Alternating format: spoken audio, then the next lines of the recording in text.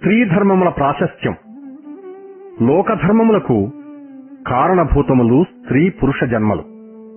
లోకమున మానవులు ఆచార ధర్మములను అనేకముగా పేర్కొందరు. కాని అవన్నీయూ జీవిత నిమిత్తమై ఈ ప్రపంచమును ఉపయోగించు సూత్రములే కాని సత్యధర్మములు కావు, ముఖ్య ధర్మములు కావు. ఇన్ని ధర్మకర్మలకు కారణభూతములైన జన్మలు రెండు. అవే స్త్రీ పురుషుడు. ఇవే ప్రకృతి పరమాత్ముడు. ఇవే జడము చైతన్యము. ఇంత సృష్టి దేని ఆధారమున ఏర్పడిందన్న జడ చైతన్యముల సంబంధము వలనే కదా. అట్లే ఇన్ని ధర్మములు దేని నిమిత్తమై ఏర్పడినవి, ఇన్ని ధర్మములకు కారణమేది అని లోతుగా విచారించిన స్త్రీ పురుషులను ఈ రెండు జన్మలే.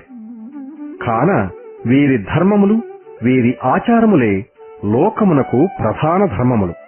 ఏ మహనీయులు ఏ రీతిగా చెప్పినను, ఎన్నిగా నిరూపించినను ఈ రెండు తెగలు తప్ప మరే ఆధారమూ లేదు కదా.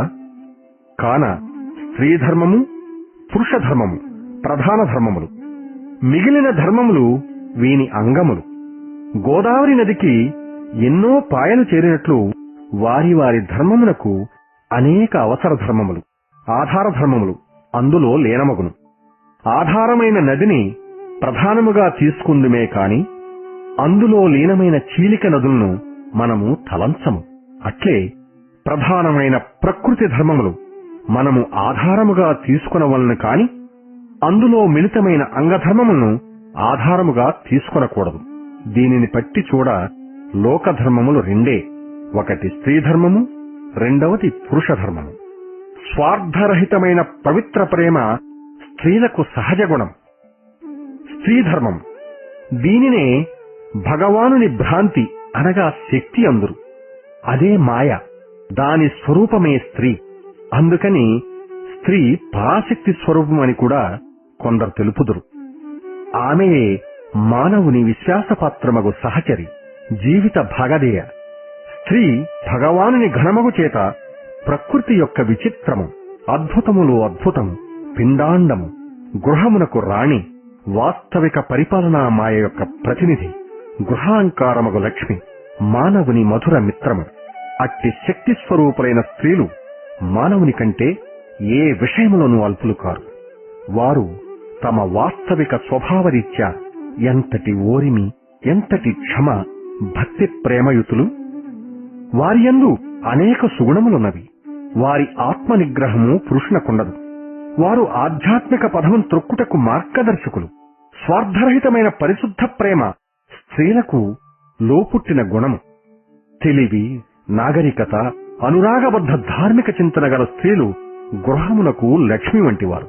ఎచ్చట సతీపతులు పవిత్ర ప్రేమయనడి త్రాటితో లంకింపబడుదురో, ఎచ్చట సతీపతులు ప్రతిదినము ఆధ్యాత్మిక గ్రంథముల పారాయణమునొచ్చుచు హరినామమును సంకీర్తించుచుందురో ఆ గృహమే వైకుంఠము.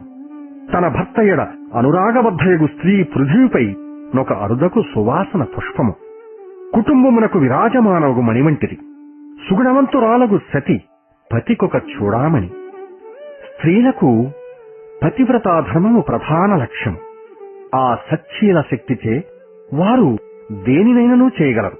అట్టి మహాశక్తి చేతనే సావిత్రి తన గతించిన భర్తయగు సత్యవంతులకు తిరిగి ప్రాణము రప్పించెను.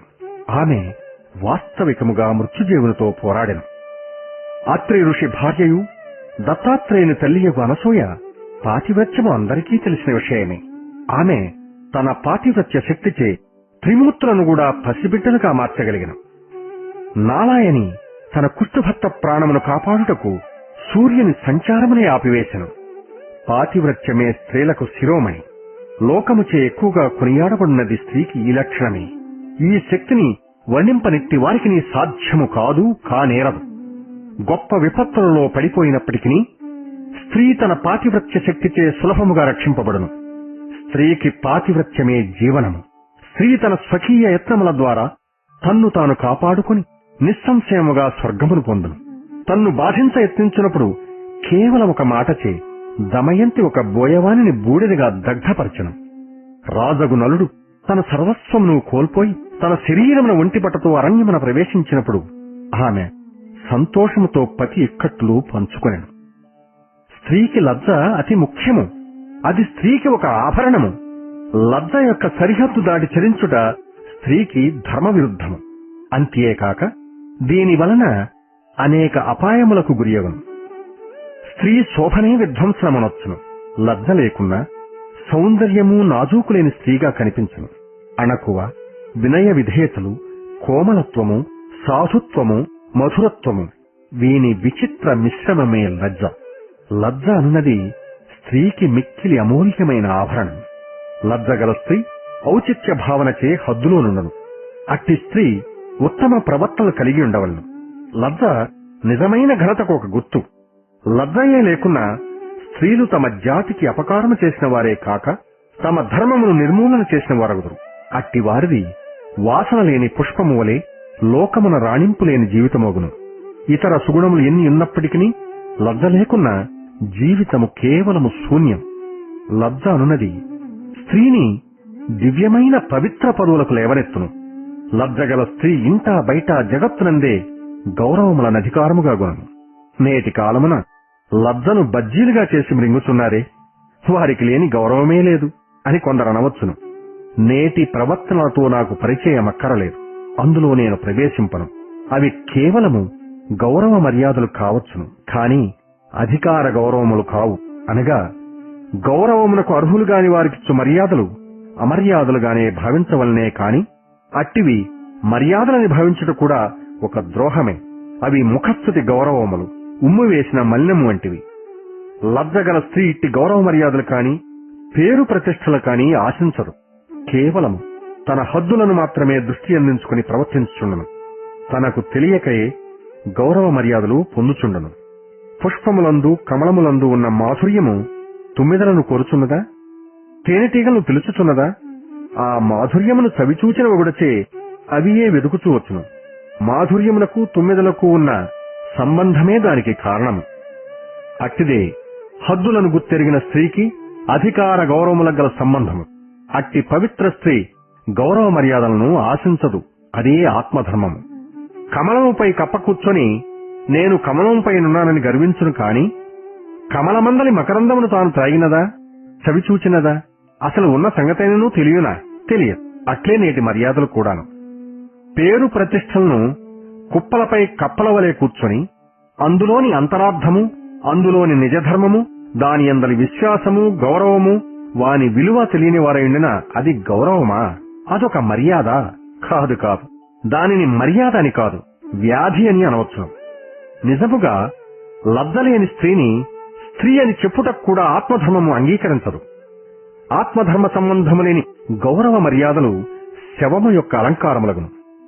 శవమునకెన్ని అలంకారములు చేసినప్పటికీ అందుండి వెలువడిన జీవి ఆనందించునా? అట్లే యథార్థమును గుర్తెరుగని వారికి, ఆత్మార్థమును అనుభవించిన వారికి కీర్తి గౌరవములను కిరీటములు పెట్టిన ఆనందించువారెవరు?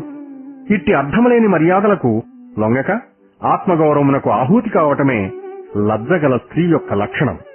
ఇట్టి లక్షణమే గృహమునకు ఒక లక్ష్మి. అందువలనే ఇల్లాలిని గృహలక్ష్మి అని కూడా అనుచుందరు. మతము, గృహము నిలువవలెనున్న స్త్రీయే కారణము. పై లక్షణము లేకున్నా గృహమే అవలక్షణమనబడును. మతము, గృహము నిలువవలెనున్న స్త్రీయే కారణము. మతము నిలుచుటకు గాని నాచిన మగుటకు కాని స్త్రీయే కారణము. వారిలో విచిత్రమైన మత విషయకాంతర సహజ ప్రేరణ కలదు.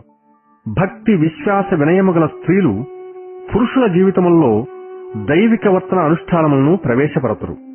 వారు పెందలకడనే లేతురు, గృహములను శుభ్రపరుతురు, స్నానాది కృత్యములు తీర్చుకుని జపధ్యానములు నడతురు. తమ తమ ఇండ్లయందు నిత్య పూజకై ఒక చిన్న గదిని దేవళముగా నియమింతురు. అందులో భగవానుని పటములను, విగ్రహములను, పరమ భక్తుల, మహనీయుల, జ్ఞానుల, మార్గదర్శకుల చిత్రములను అలంకరింతురు.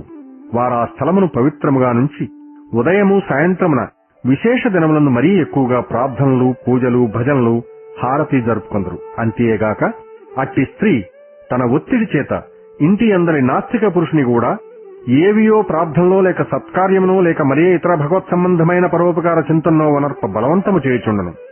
నిజముగా గృహమును పాలించువారే స్త్రీలు. అదియే వారి ధర్మము. వారు నిజముగా శక్తి యొక్క వ్యక్త స్వరూపిణులు.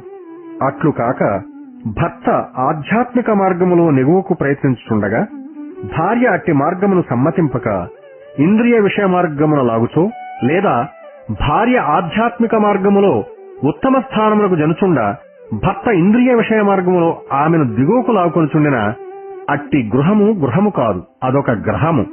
పిశాచులు తిరుగాడు పాడుస్థలమనవచ్చును. అట్టి గృహము పృథ్వీపై ప్రత్యక్ష నరకమే. అట్లుగాక నిజముగా స్త్రీ తన ధర్మమునకు తాను బలి కావలెనన్న ఆత్మజ్ఞానమనడి సూత్రముతో మేళవింపుగా కలుపబడి భగవత్ చైతన్యముందుటకు ఆత్రతగా కాంక్షించవలెను. ఏ గృహమున భార్యాభర్తలు ఆదర్శ జీవితము గడుపుతురో, భగవన్నామమును సంకీర్తింతురో, సత్కార్యములు ఆచరింతురో, సత్య ప్రేమ శాంతులతో ధార్మిక గ్రంథముల పారాయణ మొనర్తురో, ఇంద్రియముల వశపరుచుకొని సర్వజీవుల యందును సమాన దృష్టితో మెలగుదురో, ప్రేమను వెలిబుచ్చుదురో, అట్టి స్త్రీ పురుషులు నివసించు గృహము నిజముగా స్వర్గమే అగును. పతినే పరమాత్మగా భావించి సేవ చేయుటయే స్త్రీ నిజధర్మము. అట్టి ఉత్తమ గృహిణియే నిజమగు భార్య. ఏ స్త్రీ తన భర్త పట్ల హృదయమున అనురాగబద్ధయుండునో ఆమెయే నిజమగు గృహలక్ష్మి. ఏ స్త్రీ తన భర్త పట్ల విశ్వసనీయమై ఉండునో ఆమెయే నిజమగు ఇల్లాలు. ఆమెయే ధర్మపత్ని. భార్య ధర్మార్థకామములకు మూలము. భర్త మనస్సెరిగి మధురముగా సంభాషించు స్త్రీ భర్తకు భార్య మాత్రమే కాదు, ఒక్కొక్క సమయమున ధార్మిక కృత్యావసరముల తండ్రి వంటిది. వ్యాధిబాధల సమయములందు ఆమె తల్లి వంటిది. మొదట తన పతి సేవ, పతి అభీష్టము, అతని ఆజ్ఞ తన నిత్య ఆరాధనగా తలంచి తదుపరి పరమాత్మ ఆరాధన ప్రార్థన చూసుకునవలను. పతిని తృప్తి పరుపక ఆరాధనయందు ఆత్మానందమును అనుభవించలేరు. పతియందే పరమాత్మను నిరూపించుకొని పరమాత్మ సేవగా చేయు సతి నిజధర్మమును గుర్తెరిగిందయుండను. ఆత్మార్థమును ఆధారముగా కల్పించుకొని కర్మలాచరించిన సర్వమును పరమాత్మ సేవగానే ఫలించును, తరించును. పతి ఎట్టి వాడైనప్పటికీ సతి అతన్ని ఆనందింపచేసి అతనిని సన్మార్గవత్తునిగా తీర్చవలను. భగవంతుని అనుగ్రహమునకు పాత్రుడగునట్లు ప్రయత్నించవలను. తానెట్లు పోయిననేమి, నేను మాత్రం అనుగ్రహమునకు అర్హురాలైన సరి అను ధర్మవిరుద్ధ భావములు స్త్రీలకు అవలక్షణములు. పతి క్షేమము, పతి ఆనందము, పతి అభీష్టము, పతి సద్గతే తనకు సర్వరక్షగా భావించవలను. అట్టి స్త్రీకి పరమాత్మ అనుగ్రహము అప్రయత్నముగా లభించును, వర్షించును. అట్టి స్త్రీకి పరమాత్ముడు సర్వవిధముల అండయి నిండుగా దయచూపును. అట్టి స్త్రీ సద్గుణముల చేత పతి కూడాను సద్గతి పొందును.